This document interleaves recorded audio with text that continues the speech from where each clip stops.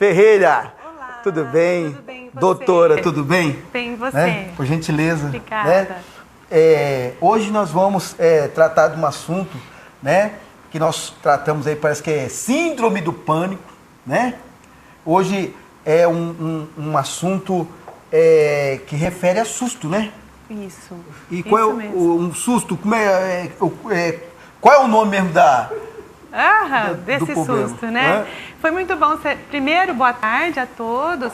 Foi muito bom você ter lembrado do programa sobre o transtorno do pânico, porque hoje o tema, que é o susto, o medo, a fobia, é o nome que nós vamos falar hoje do assunto, é fobia. Eu estava aqui com uma atleta, né, e os nomes, eles aparecem e desaparecem. Então, nós estamos falando lá de paralímpico, né? Agora é Paralímpico, né? Então vai mudando. Então nós comentamos alguns temas aqui no programa nosso que quase que todos eles encaixam um com o outro. Não é isso, doutora? Isso, a intenção é essa, né? Para que o telespectador possa acompanhar e especialmente possa tentar identificar, né, se ele passa por algum problema desse para procurar ajuda. Que nem nós falamos semana passada sobre o transtorno do pânico e hoje falando sobre fobia, tem gente que tem fobia e não sabe que tem. E a fobia, doutora? A fobia é a mesma coisa? Qual é a diferença da fobia? Tem diferença do medo? O que é a fobia? Sim, o medo, ele é natural, é saudável, a gente precisa ter. Imagina a gente atravessar uma rua sem ter medo. A gente precisa ter medo, né, para guardar a nossa vida, para se preocupar na hora certa de atravessar a rua. Já a fobia é quando a gente tem um medo exagerado. Quando, por exemplo, uma fobia que ela é bem clássica, é a fobia da barata. Tem gente que se aparecer uma barata aqui, não sei como são vocês, mas tem gente que... Cadê a cadeira? Produção, cadê a cadeira que eu vou mostrar pra você? Tem um aqui, ó, tem um aqui. Aqui não vai dar pra ir lá, mas se tivesse uma cadeira... Vai filmar na escada ali. Tem um aqui que eu sei que ele tá ali atrás, ali, ó. Eu vi na casa dele. Acompanha aqui. Se o cara ver a barata, ele fica assim, doutora. Filma aqui, irmão. Filma aqui. Filma aí. Ó, cadê? Sumiu, tá lá. Tem gente Exatamente. Que é assim.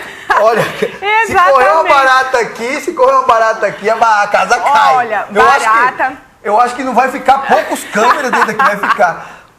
Pois é. E o rato? Barata, rato. Olha, insetos, assim, animais que são de esgoto, animais que a gente vê que é peçonhento, eles têm uma tendência a gente ter essa aversão. E ter uma fobia igual você representou muito bem ali, né? Eu tô até... Esses dias eu tava na casa das pessoas, né? Na realidade eu tava trabalhando, que é um projeto social, né? Que eu vou lá trabalhar. E tava lá trabalhando, e na hora do almoço estava todo mundo sentado assim, estava almoçando, né? E casa de pobre você já viu, né? Casa de pobre os bancos tudo lá assim, né? E tinha muita gente na sala. Que quando sabe aquele grilo verde? Sim. Menino do céu. O grilo entrou voando, sabe? Menino. Mas só viu o prato cair para tudo lá por causa de um grilinho. De um grilo, aquele grilo verde, né? Não parece uma barata, mas ele é verde. Aí eu fui lá, peguei o grilo e falei, isso aqui é uma esperança, né? Foi esperança o quê? Isso aí dá um medo, entendeu? Então, exatamente. Quem correu mais é porque tinha fobia, então, no bicho, então, porque tinha uma lá que mais disparou a gritar, doutor. A pessoa entra em crise, que nem nós falamos no programa passado da crise do pânico, começa a ter sudorese, falta de ar, taquicardia, às vezes paralisa, né? Quem sobe em cima do sofá custa descer. Enquanto não tiver certeza que está seguro para descer, não desce. Assim como o medo de cobra, né, que se for exagerado é uma fobia, como também pode ter fobia de escuro. Tem gente que tem muito medo de escuro. Tem gente que tem o que a gente chama da claustrofobia. Não entra em elevador de jeito nenhum. Para andar de carro também fica sufocado. É um problema, porque a pessoa precisa viajar e agora, né, final de ano, não consegue, porque sente muito sufocado dentro do carro. Isso também é uma fobia. Tem gente que tem a agorafobia, que é o nome certo, numa praça aberta ou no shopping, lugares muito grandes que ela não sabe onde é a saída, né, que ela fica insegura, tem que identificar onde é a saída. Tem gente que tem medo também, que é a agorafobia. E tem a fobia social também. Tem, a fobia doutora? social é quando a pessoa ela tem muito medo de falar em público. Ela fica com medo da pessoa que está assistindo a criticar, reparar. Tem gente que acha que tem um detalhe no corpo dela que ela não gosta. E daí ela fica muito cismada com aquilo. Na hora que está em público, ela acha que todo mundo está olhando para aquela parte do corpo dela que ela não gosta. E as pessoas não estão nem observando, mas a pessoa ela tem essa questão e para ela isso fica sendo uma fobia. Ela não se apresenta em público com medo de ser criticada, notada muito. A senhora tem medo de barata? Fala a verdade. Não, de barata... E o rato? Rato, na verdade, eu não gosto, mas assim, se for pra matar, eu mato. Mata, né? Se tiver que matar, eu mato. Agora sim, né? A gente ainda vai falar, tomara que dê tempo, por que que uns têm medo e outros não, né? Isso é uma coisa interessante. Eu tenho alguns medos sim, mas de barata e de rato, esses, se for pra matar, né? Eu custo um pouco, mas eu mato. Mata, né? Doutora, como que a pessoa, de repente a pessoa tá boazinha, e como que ela desenvolve, ou como ela descobre que ela tem essa doença de fobia? Então, vamos supor que nem você fez ali na escada, correr? né? Se você tem um filhinho pequenininho e vê você fazendo essa cena, ele vai associar, bom, isso aqui é perigoso, então ele vai registrar como um perigo. Se uma criança está brincando e de repente ele vê pela primeira vez uma barata em cima do brinquedo dele e ele se assusta com aquilo, aquilo pode traumatizá-lo e gerar um bloqueio com a barata. Ou também é uma outra explicação, se a pessoa ela tem muitos conflitos internos e ela está muito angustiada naquele momento e de repente ela tem que andar de elevador. Naquela hora de muita angústia, ela pode associar o sofrimento dela com o elevador e começar a ter fobia do elevador ou de qualquer outra coisa no momento. Doutora, nós temos um vídeo, né? Um vídeo que trata a fobia. Vamos pedir ali para a câmera lá. Põe na tela para nós o vídeo.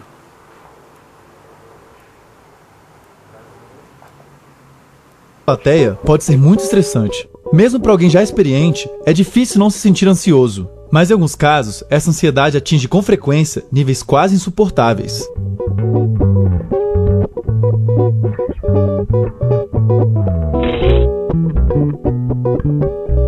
A fobia social é uma condição na qual a pessoa sente um constante medo de interagir com outras pessoas e de passar por um constrangimento nessas situações, como ser julgado negativamente pelos outros.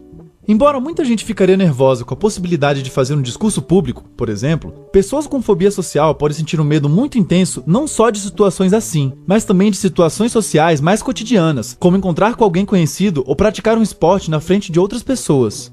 A fobia social é considerada uma condição frequente na população, sendo classificada como o terceiro transtorno mental mais comum e o transtorno de ansiedade mais comum. Esses dados são incompletos, pois também se sabe que pessoas com fobia social dificilmente procuram ajuda profissional, já que a última coisa que alguém com essa condição buscaria espontaneamente é uma oportunidade para ser avaliada e exposta a alguém que nem conhece, o que provavelmente resulta em uma subestimação da sua frequência na população. Assim como também é verdade para qualquer condição psicológica adversa, a fobia social varia em seu nível de gravidade. Em casos extremos, o medo de ser constrangido ou julgado negativamente pelos outros é tão grande que pode prejudicar severamente a vida da pessoa. Nesse nível de gravidade, é comum que as pessoas tenham uma taxa menor de escolaridade e qualidade de vida, bem como dificuldades para criar e manter amizades e relações amorosas quando comparadas com pessoas que não vivem essa condição. Ainda é um desafio para psicólogos e psiquiatras diferenciar precisamente a fobia social da timidez e de outras condições, como o transtorno de personalidade esquiva. Algumas pessoas são mais tímidas diante de diferentes situações sociais, mas isso não necessariamente as impede de alcançar seus objetivos. Em algum nível, todos nós ficamos mais retraídos e inseguros em certas situações sociais. Mas na fobia social, o medo da avaliação negativa e do constrangimento pode se estender para a maioria das situações sociais, impedir que a pessoa alcance várias de suas metas e tenha grande dificuldade para interagir com outras pessoas. Embora pessoas com fobia social pareçam pouco habilidosas socialmente, as pesquisas da área indicam que o mais importante em muitos casos não é a falta de habilidades sociais, mas sim a ansiedade aumentada situacionalmente decorrente de uma autoavaliação negativa exagerada. 3 processos parecem centrais no funcionamento da fobia social: a antecipação, a exposição situacional e o processamento pós-evento. Primeiro, é feita uma previsão muito negativa sobre uma situação social que irá ocorrer. Para lidar com a grande ansiedade decorrente dessa antecipação, as pessoas procuram se esquivar dessa situação a qualquer custo. Ao ser exposto a uma situação social temida, suas crenças negativas sobre o seu potencial desempenho e o que as outras pessoas pensarão dele são ativadas e engatilham uma série de vieses cognitivos que maximizam ainda mais a sua ansiedade, resultando em um ciclo vicioso. Entre esses vieses, as pessoas focam a atenção seletivamente na sua própria ansiedade e em sinais de ameaça na situação. Memórias sobre situações passadas que corroboram suas crenças negativas são ativadas pela situação e suas autoavaliações são de vulnerabilidade e falta de competência para atender às expectativas impostas pela situação. Uma pessoa com fobia social pode imaginar que caso outras pessoas percebam o quão ansiosa ela está, certamente seria julgada negativamente. Para tentar disfarçar a sociedade, a pessoa se engaja em comportamentos inibitórios e de segurança que, ironicamente, podem acabar aumentando mais ainda sua ansiedade. Finalmente, depois de ser exposto a uma situação social temida, é comum na fobia social que as lembranças do evento sejam tendenciosamente interpretadas como piores do que realmente foram, o que reforça suas crenças negativas e intensifica a ansiedade gerada na fase antecipatória, quando outra situação social tiver que ser enfrentada. Os dados atuais indicam que tratamentos como o oferecido pela terapia cognitivo-comportamental ajudam cerca de 3/4 das pessoas que aderem ao tratamento, mas o problema já citado aqui é que a maior parte dessas pessoas nem sequer buscam ajuda. Vamos falar agora de algumas dicas gerais que, é sempre bom lembrar, não dispensam a ajuda que um profissional qualificado pode oferecer. O que se percebe é que a antecipação catastrófica acaba levando as pessoas com fobia social a alcançar exatamente aquilo que elas temiam, ou seja, as avaliações negativas de outras pessoas. Muitas vezes, o problema não é a situação em si, mas sim como percebemos, interpretamos essa situação. Uma coisa que pode ajudar é o treinamento da capacidade de fazer previsões realistas de situações sociais futuras e conseguir analisar a situação de diferentes ângulos, o que pode flexibilizar crenças negativas muito rígidas.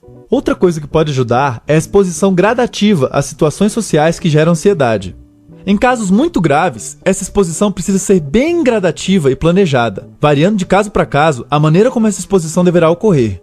É comum que no tratamento da fobia social, essa exposição ocorra junto com um treinamento constante de certas habilidades, como a mudança do foco de atenção para sinais externos em contraposição ao foco em sinais internos de ansiedade, bem como a redução de condutas inibitórias visando disfarçar a ansiedade. Bom, doutor, a gente viu o vídeo, né? Até foi, não é um vídeo, eu pensei que era um vídeo de pessoas, né? Foi um vídeo educativo e um vídeo explicativo e a pessoa, conforme ele ia explicando, ele ia desenhando os bonequinhos, né? Mas nessa explicação que a gente viu nesse vídeo, ele retrata muito, sim, das pessoas que têm um medo social de participar, de falar em público, de se expor. Muitas vezes, que piada é essa? Duas, três pessoas às vezes apontando aquela pessoa. Não é isso, doutora? E a pessoa fica muito constrangida e o problema é a pessoa que limita a vida dela, fica parada no mesmo lugar por conta dessa fobia. Que nem o vídeo retrata, se a pessoa ela é tímida, ela consegue ir adiante muitas vezes, mas na fobia ela paralisa. Então, como no medo de dirigir, né? Tem gente que tem medo de dirigir que não pega o carro de forma alguma, né? Ou do elevador, como eu falei aquele outro momento, né? Então, as fobias, o problema é esse, é que a pessoa ela tenta evitar a situação que gera fobia. De falar em público, a pessoa tenta evitar qualquer situação de público. Agora, relacionar, a gente se relaciona, muitas vezes numa conversa, nem é em público, mas é numa expressão de um diálogo, a pessoa ela tem essa fobia, acaba muitas vezes não saindo de casa. Ela se fecha em casa e aí a vida dela fica travada, né? E aí ela sente sintomas, porque a fobia gera sintomas. E o vídeo falou uma coisa importante que eu gostaria de ressaltar, que a pessoa que procura ajuda, existe a terapia cognitivo-comportamental, que é uma vertente da psicologia, que trata os problemas psicológicos. Tem outras abordagens também, como a psicanálise, que é uma abordagem que também trata fobias, transtorno obsessivo-compulsivo, transtorno do pânico. A psicologia, a psicanálise, de uma forma geral, cada um com a sua técnica, cada um com o seu manejo, vai estar trabalhando e ajudando essas pessoas, né? Um exemplo que eu acho muito interessante, uma pessoa que tem medo de elevador, por exemplo, ela pode fazer um exercício físico antes, porque libera endorfina, que combate toda a adrenalina da fobia, ela ajuda bastante. Se ela tiver que andar de elevador, ela pode fazer um exercício físico antes e chegar, vamos supor que ela queira fazer um teste, né? Ela está em tratamento, vai fazer um teste. Ela anda até o primeiro andar e volta. O enfrentamento não precisa ser de uma vez. Que muitas vezes, até com criança, né? Os pais falam, não, você tem que ir, imagina ter medo. Ou de escuro, né? Imagina, vai até na cozinha, tá? Não tem perigo, não. A criança morre de medo, né? Então tem que ir aos poucos experimentando elevador, aos poucos pegando o carro para dirigir, com ajuda, até hoje tem de instrutores especializados para quem tem medo de dirigir, e aos poucos ajudar a criança, por exemplo, ir até a cozinha. Criança, ela tem muito medo, né? Porque, pensa bem, acho que na sua infância não foi diferente da minha. Tinha o homem do saco, tinha a loira do banheiro, tinha o bicho-papão, tinha, na minha época, o mané-mané, né, que falavam que era um homem que pegava e que também colocava no saco e levava embora. A gente vive no mundo, até as canções de ninar, né? Boi, boi, boi, boi da cara preta, pega essa criança que tem medo de careta. Nana, neném, né? Que a Cuca vem pegar, bicho-papão que está no telhado, né? Então, a gente... É para cobrir a cabeça. Culturalmente, né? Que uma das vertentes dessa cultura nossa é de tentar colocar um limite para a criança não ser muito impulsiva, ela ter algum medo para ela se preservar, mas acaba prejudicando e gerando muito medo nas crianças, e às vezes isso vai até a vida adulta. Tem gente com medo de escuro até hoje, né? Agora, do mesmo jeito que a gente descobriu hoje que bicho-papão não existe e a gente não tem mais medo, geralmente não tem mais medo quando adulto, quem tem medo também tem que trabalhar isso em terapia, para daí ela não ter mais medo, né? Às vezes o que a mãe acha que está fazendo a criança dormir lá na infância, tá na realidade criando uma fobia nele, porque ele vai passar a ter medo. Na verdade, isso é dúbio, porque a canção de ninar, a música é muito gostosa. Essa música é conhecida, né? Em todos os lugares, basicamente, né? Se a gente puder fazer uma pesquisa, vai ver que muita gente canta o Nana Neném.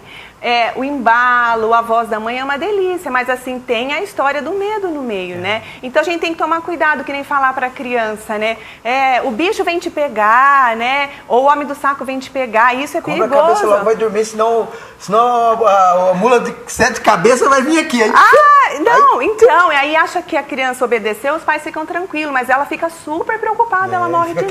Fica quietinha e dorme. Não é bom, né, que a gente coloque medo nas crianças, porque ela pode desenvolver fobia. Então a gente tem que tomar cuidado e daí depois fazer a terapia para que possa ficar livre, que nem quem tem medo da barata, que nem você subiu na escada, você tem que começar a tentar jogar o chinelo de longe, né? Você vai tentando de longe, depois você chega mais perto, até conseguir fazer o enfrentamento. Quem quiser ficar livre da fobia, né? Porque a pessoa que tem a fobia, se ela não tratar, é muito difícil que ela fique livre. E dá sintoma, né? A pessoa fica apavorada, tem gente que para no lugar.